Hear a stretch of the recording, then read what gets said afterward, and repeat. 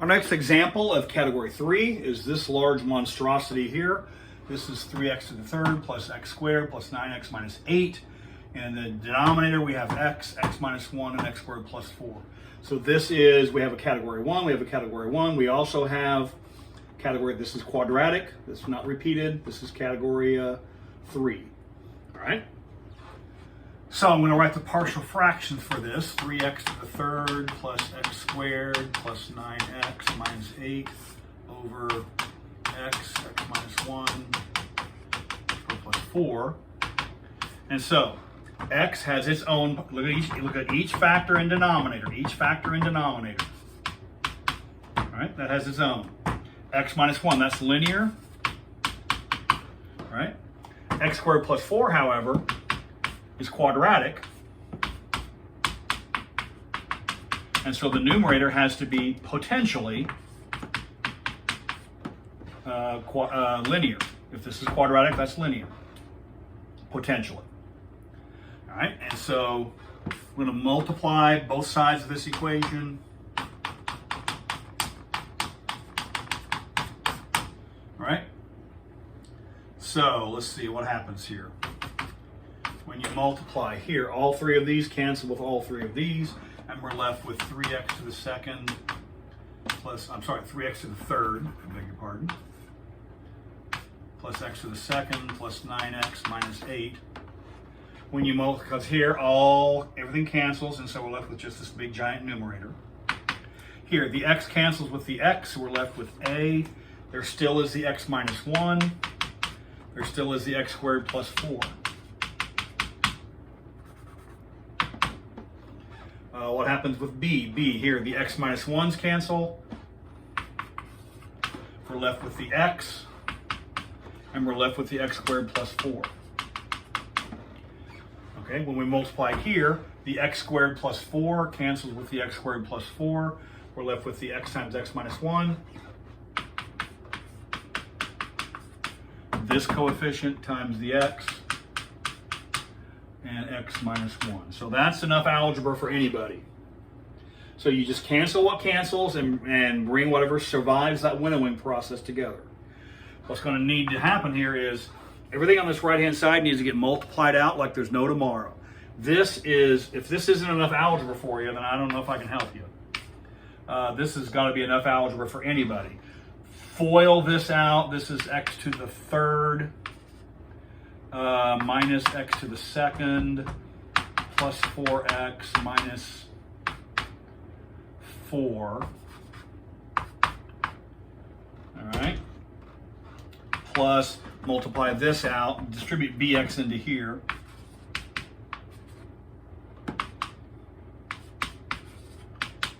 So I got bx to the third plus 4bx. And then, oh my goodness, we got to multiply, FOIL, and distribute in the x. So you're going to have to beat this into submission. It doesn't matter if you distribute the x first and then FOIL, or FOIL then distribute the x. But by hook or by crook, we should get cx to the third.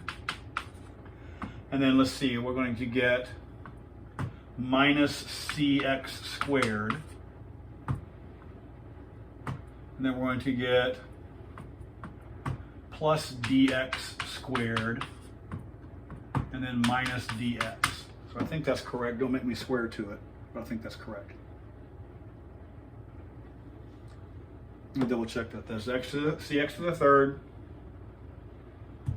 That's dx squared. That's minus cx squared. Minus dx. I think we're okay. Okay. Now, what's left here? Oh, I got to close parenthesis here. So, goodness, this is, I don't know if I want to do all this algebra at one time. I'm going to just sort of write this over here on the side, if you don't mind. I probably should have distributed this a into here on the fly. Well, I'm not going to do that. I'm going to say this is a x to the third minus a x squared plus 4ax minus 4a. Plus everything else is the same.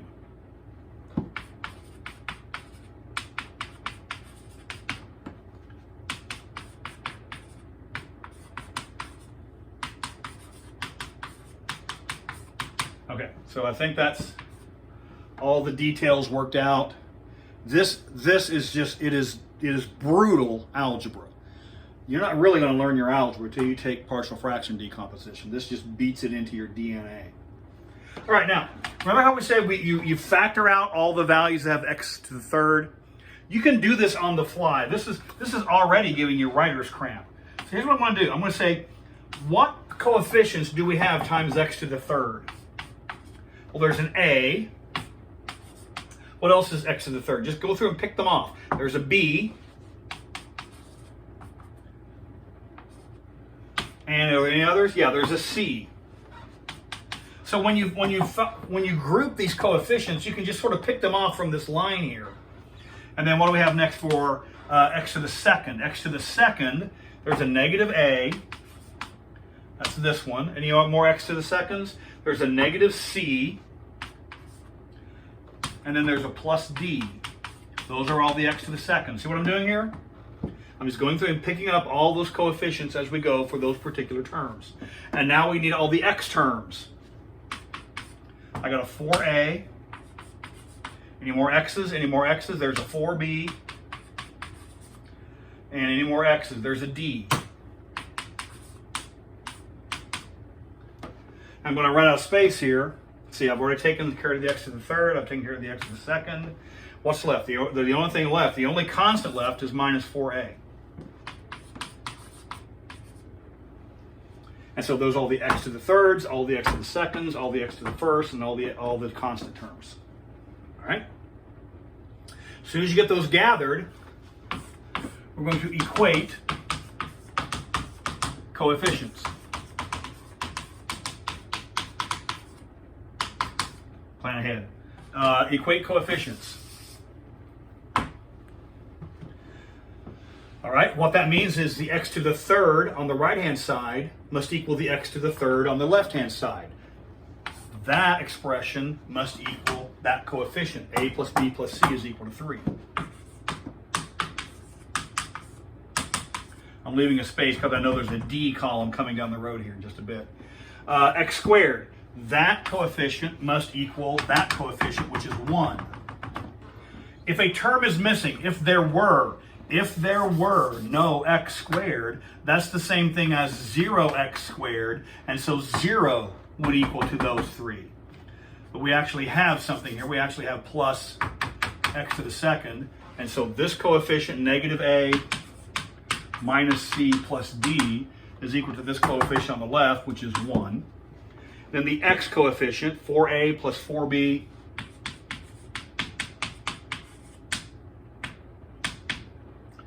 plus d, is equal to the x coefficient on the left, which is 9. So I have 4a plus 4b plus d is equal to 9. And then the only constant term is negative 4a. And the only term there is negative 8. All right? So I've equated all the coefficients. 3 and the 1, the 9, the negative 8. The 3, the 1, the 9, the negative 8.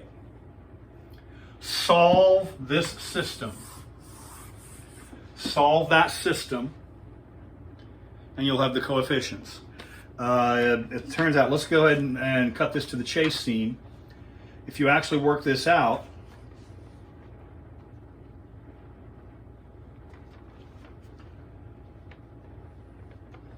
the coefficients work out to be,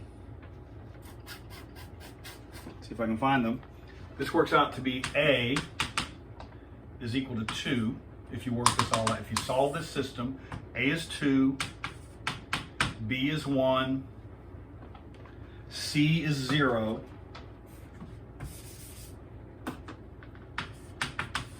and then d is 3. So if you solve this system, those are the coefficients you generate.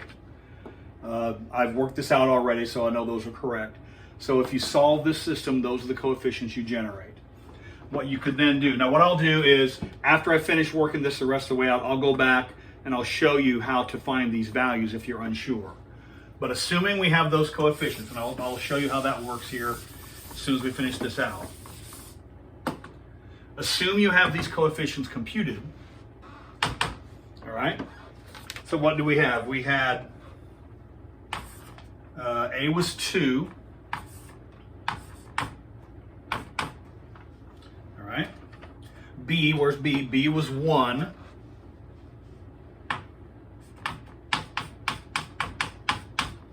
And C was 0, right? So what we have is we have 0x plus 3. Well, if 0x, that falls out.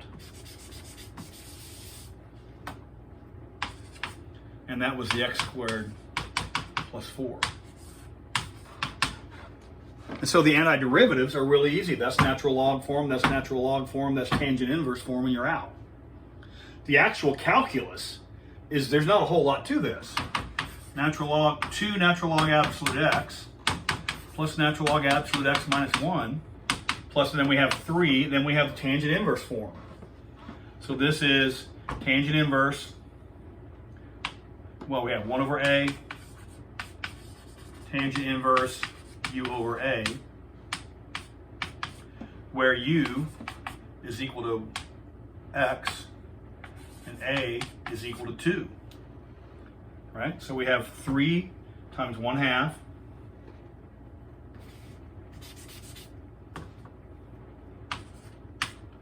right? 1 over a, tangent inverse u over a, and you're out. So assuming you have these coefficients, the rest of the process is straightforward because each one of those is a basic form: natural log form, tangent inverse form. So what I'll do is I'll stop this, I'll go back and pick up the problem from right here, and we'll pick up the solution to that in case any of you need to have that kind of brushed up in your memory.